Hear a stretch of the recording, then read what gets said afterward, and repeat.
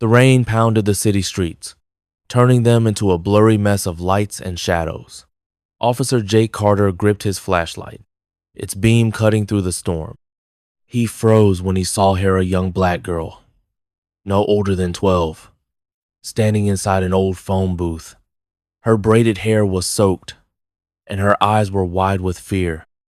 She clutched the phone so tight her knuckles turned pale. Jake's heart raced. Something wasn't right.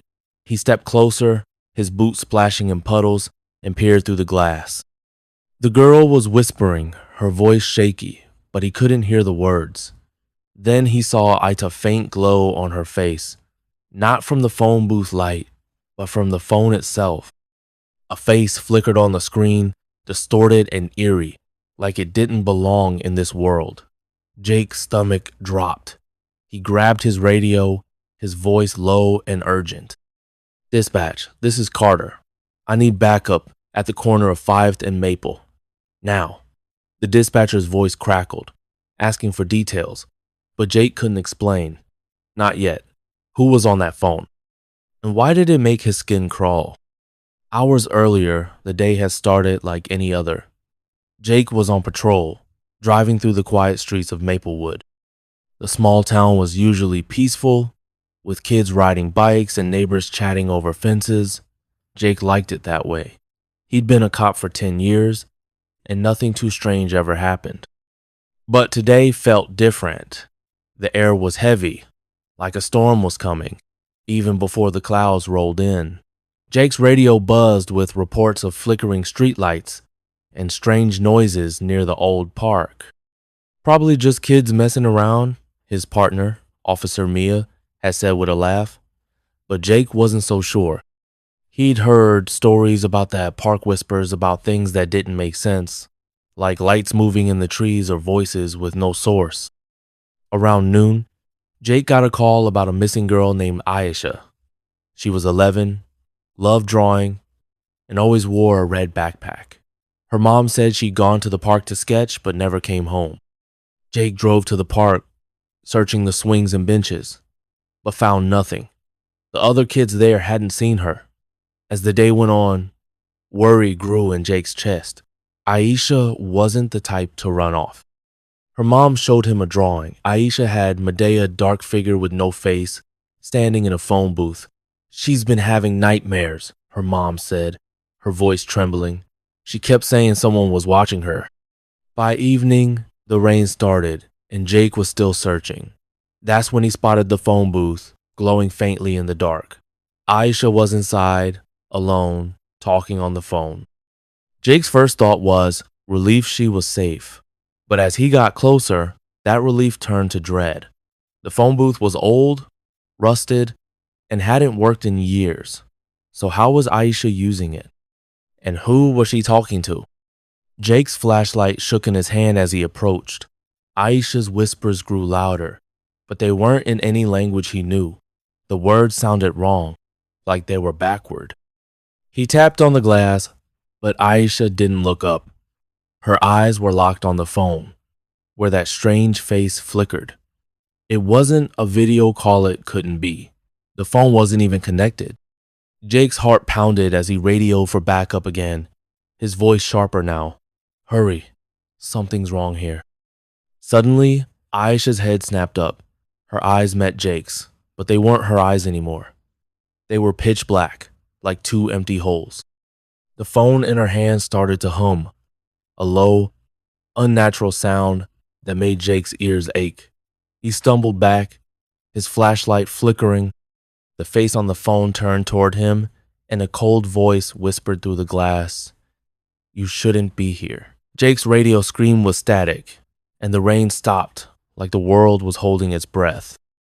What was happening? And what had Aisha found in that phone booth? Jake's heart thumped so loud he could barely hear the static crackling from his radio. The phone booth glowed faintly, casting eerie shadows on Aisha's face. Her black, empty eyes stared through him, and that voice cold and rongachod in his head, "You shouldn't be here." Jake wanted to run, but his feet felt glued to the wet pavement. He was a cop. He had to stay calm, even if every part of him screamed to get away.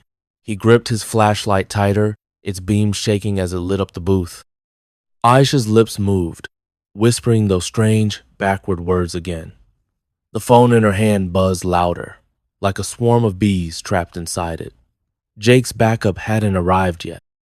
He was alone, and the rain had stopped, leaving an unnatural silence that made his skin prickle. Earlier that afternoon, before the storm hit, Jake had been piecing together clues about Aisha's disappearance. After talking to her mom, he'd gone back to the park, combing through the tall grass and checking the old benches. He found one of Aisha's drawings crumpled near a tree. It was another sketch of that faceless figure, but this time it held a phone with glowing eyes staring out of it. Jake's stomach twisted. Kids drew weird things, sure, but this felt different. It felt like a warning. He tucked the drawing into his pocket and kept searching, asking neighbors if they'd seen anything strange. Old Mr. Jenkins, who lived near the park, mentioned something odd. That phone booth by the corner, he said, his voice shaky. Kids say it rings sometimes, but no one's ever on the other end. Jake had brushed it off as a story kids made up to scare each other. But as he drove through town, he noticed people acting strange. A woman at the gas station kept glancing at her phone, muttering to herself. A group of teens stood in a circle, staring at their screens like they were in a trance. Jake didn't think much of it. Everyone was glued to their phones these days. But when he stopped for coffee, the barista told him about a weird call she'd gotten that morning. It was just static, she said, but I swear I heard someone whisper my name. Jake nodded, trying to stay calm, but the hairs on his neck stood up. Something was off in Maplewood, and Aisha's disappearance was only part of it. Back in the present, Jake forced himself to focus. He banged on the phone booth's glass, shouting, "Aisha, can you hear me?" She didn't blink. Her black eyes stayed locked on the phone, where that creepy face flickered. Jake tried the door, but it wouldn't budge, like it was sealed shut. He shone his flashlight inside, and for a split second, he saw something impossible. The booth wasn't empty. Shadows moved behind Aisha, tall and thin, with no faces. They weren't reflections. They were there. Jake's breath caught in his throat. He grabbed his radio again, yelling, "Where's my backup? Get here now!" The phone's humming grew louder, vibrating the glass. Aisha's whispers turned into a chant, and the shadows behind her started to stretch, their long arms reaching toward the glass. Jake stumbled back, his flashlight flickering again. He heard sirens in the distance. His backup was close, but then the phone booth's light flared bright, blinding him. When his vision cleared, Aisha was still there, but now she was smiling a wide, unnatural grin that didn't belong on her face. The phone in her hand glowed red, and the voice spoke again, louder this time. "She's ours now." Jake's radio went dead. The sirens stopped. The street was silent except for that awful humming. He looked around, hoping for help, but the street was empty. Then he saw Ita faint glow in the distance, coming from another phone booth, and another. All down the street, phone booths were lighting up, one by one, like they were waking up. Jake's heart sank.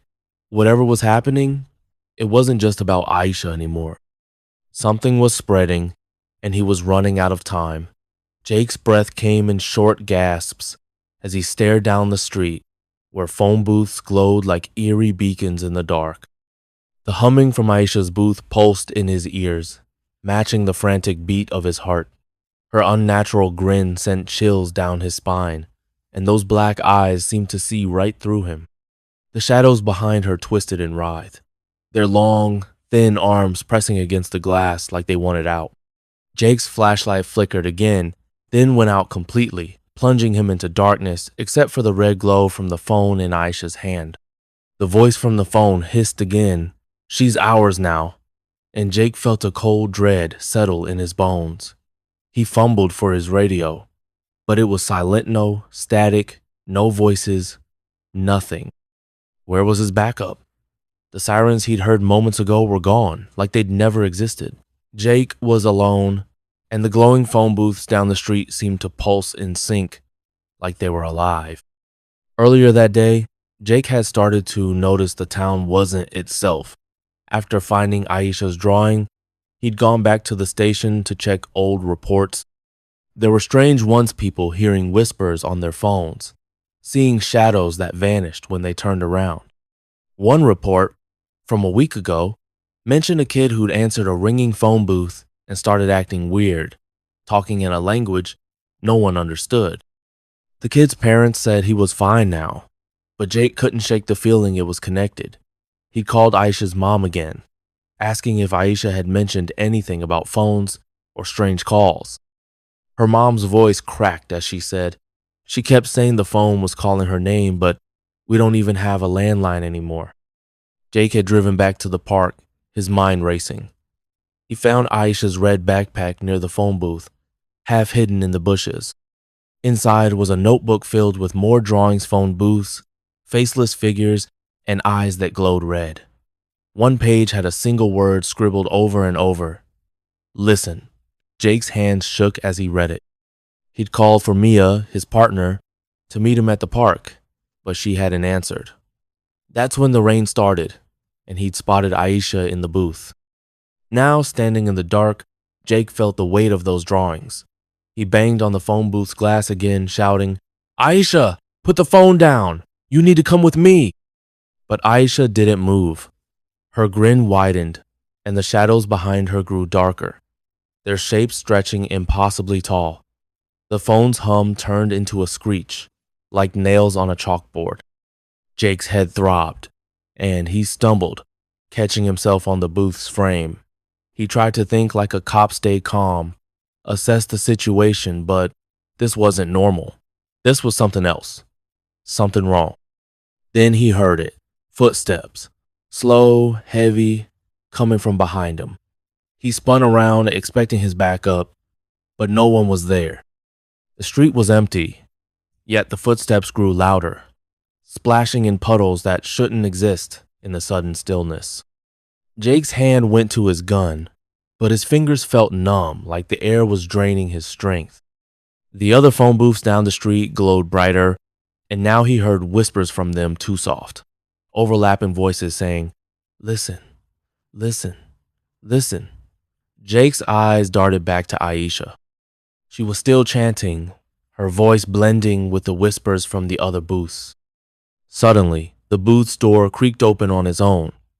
Jake hadn't touched it, but it swung wide, and a cold wind rushed out, smelling like damp earth and something sour. Aisha stepped forward, still holding the phone, her black eyes locked on Jake, and she spoke in that same cold voice. "You'll listen too." The shadows behind her lunged, their arms stretching toward him. Jake scrambled back, his heart pounding, as the streetlights flickered and died. The last thing he saw was Aisha raising the phone toward him, its red glow burning brighter than ever. Then everything went black. Jake woke with a gasp, his face pressed against cold, wet pavement. The air was thick, like breathing through a blanket. His flashlight was gone, and his gun felt heavy in its holster, like it was stuck. The phone booth loomed in front of him, but Aisha was nowhere in sight. The red glow from the phone was dim now, barely flickering, and the shadows inside the booth were gone. But the humming hadn't stopped. It was quieter, coming from all directions, like the town itself was vibrating. Jake scrambled to his feet, his head pounding. He checked his radio, still dead. The street was silent, but the other phone booths still glowed faintly, their lights pulsing like a heartbeat. He stumbled toward his patrol car, parked a few yards away, hoping to call for help.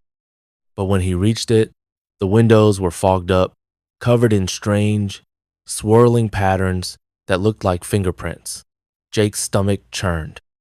He wiped the glass with his sleeve, but the pattern stayed, and inside, the car's radio was on, hissing static.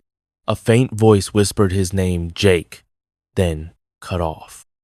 He backed away, his breath shaky. The town felt wrong, like it wasn't Maplewood anymore. The street signs were twisted, their letters jumbled into nonsense. The houses looked empty, their windows dark. Jake turned back to the phone booth, knowing he had to find Aisha. He remembered her mom's words about nightmares and the drawings of the faceless figure. Whatever was happening, it started with that phone. He forced himself to step inside the booth. The air was ice cold, and the phone dangled off the hook, still humming softly. Jake hesitated, then picked it up. The line was silent at first, but then he heard Ida's low, raspy voice. "You listened," it said, followed by a laugh that made his skin crawl. He slammed the phone down, but the voice kept echoing in his head. Suddenly, he heard footsteps again, the same heavy ones from before. They were coming from all around now, splashing in puddles that shouldn't exist. Jake spun around, but the street was empty. Then, in the distance, he saw a figure stall, thin, faceless, just like Aisha's drawings. They stood under the glowing phone booth, their heads tilted as if watching him. Jake's heart raced. He ran toward the park, hoping to find Aisha or some clue to stop this. As he reached the park's entrance, he saw her red backpack on the ground, torn open. Inside was a new drawing. Jake himself, standing in the phone booth, his eyes black. The humming grew louder, and the ground shook. Jake looked up to see the park's trees bending, their branches twisting into shapes that looked like arms. A voice boomed from nowhere. "Join us." Jake's vision blurred, and he felt a pull, like something was trying to drag him into the dark. Then, a child's scream, Aisha Scott, through the noise, coming from deep in the park. Jake gripped his gun, his hands shaking, and ran toward the sound as the faceless figures began to move closer.